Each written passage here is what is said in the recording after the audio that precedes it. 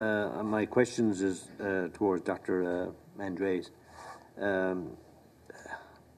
We have heard so much here over the last several weeks in regards to stats, research, studies, and to be honest with you, it's getting a bit mind-boggling to keep track of.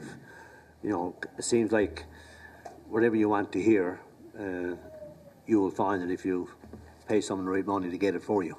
But what I'm trying to get at, I think, is the fact of, like, for us here, again, we heard, you know, mixed, I guess, commentary today. I'm just trying to find how, or trying to ascertain how we get to the bottom of, is there a way, or is it just that there's just so much information out there, or not enough of, that it's very confusing at this point for us to know what exactly is the research, what exactly are the facts from people that have been involved with this for a number of years, as the United States has. And I asked Dr. Madden, but feel free for anybody else to answer that. Sure. Because I just rotated, and I hope I don't overstay my boundaries in terms of time, but because I just rotated off the President's Opioid Commission, which we filed the report, it was very interesting to excavate the causes of the opioid epidemic in the United States. And one of the conclusions that is at the final page of the report are the lessons learned for other drugs.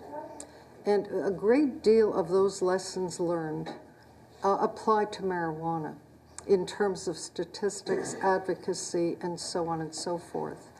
The first thing I would do with any witness that you have is to find out what their conflict of interests are. Who are they being paid for? Who are they getting honoraria from in terms of their advocacy, or one way or another? A full disclosure should be mandatory, because that helps in terms of understanding whether or not these are data that are being tortured until they confess to whatever you want them to say. But here are the lessons learned, and I think it's instructive for this committee. Vast sums of money were spent to promote the opioids. They were promoted for many medical conditions. They were promoted as safe and non-addictive. There was no scientific evidence for chronic use. The advocates for the opioids received attention, but not the opponents. Addiction and diversion was not anticipated. Medical education lagged far behind, and government regulations failed to protect the public. And those are the lessons learned from the opioid crisis.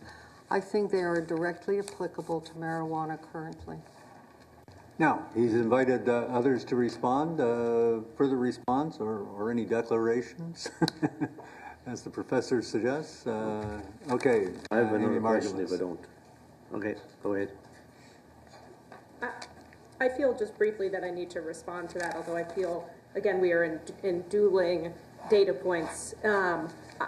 I want to point out that we're looking at, in the United States, a very, very serious opioid epidemic where people are dying on the streets. They are reduced to homelessness. They are contributing to an enormous problem, particularly for low-income people, and that there is absolutely no data to correlate the end result of opioid use and abuse and heroin use and abuse to the way that cannabis is consumed and used.